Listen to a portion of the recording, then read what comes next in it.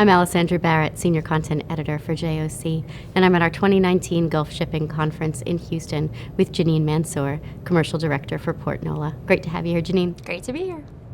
Janine, you're on our Gulf Ports panel at the conference this week. What are the hot topics that everyone's talking about?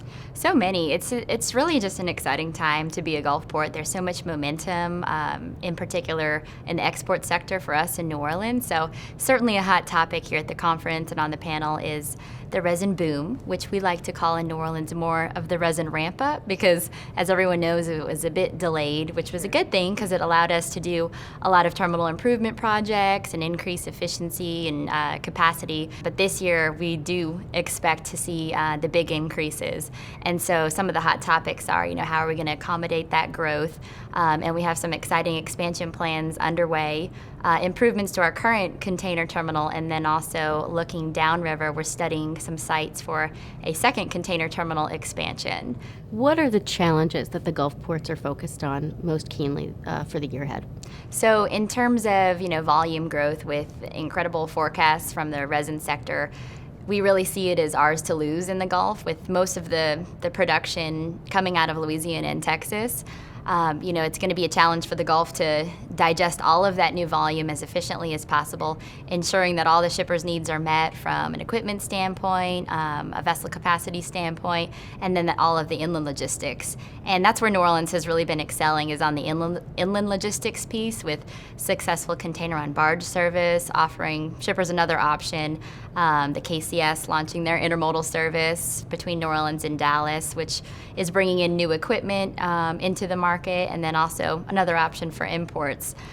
So equipment continues, to be a challenge, given our market is more heavily focused on the export side. Mm-hmm. So if I would have to say the number one challenge that we're really focused on in New Orleans is how can we get, more sustainable supply of equipment, and our strategy is really to grow imports naturally, but then also focus on how to, make repositioning of equipment as efficient as possible.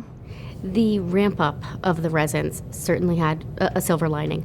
Were there any sort of unexpected hurdles or really lessons learned in the delay there?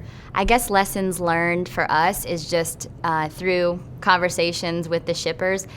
They are really emphasizing the importance and their concerns on the equipment side. So it's allowed us to develop some really good import growth. So we've grown, 14% on the loaded import side. And so I guess that would be our lesson learned, is knowing how important the equipment is to the shippers. We've really been able to focus on, how to tackle that issue. How about big ships? Big ships, so hot topic for everyone in the Gulf. So we're able to work ships up to about 10,000 TEU in size. So the largest that we've had is just under a 9,600 TEU size ship, and that's pretty close to our max, given that we have a bridge. So one of the reasons why we're really keenly looking at a downriver terminal is we don't want to have a restriction on the vessel size. So the sites that we're looking at could accommodate ships up to 14,000 and beyond. There's really no restriction there. And we are excited to say that we do have an approved dredging project to 50 feet. Definitely concerned about the Houston 1,100-foot restriction that will likely come into place, because I think a lot of people don't realize that the Gulf, there's a lot of co-opetition, we call it, right, because it's unlikely that a service would put in a vessel 1,100 feet in length or above that would not call Houston. So we see it as a restriction for the Gulf. Was that something that you saw coming?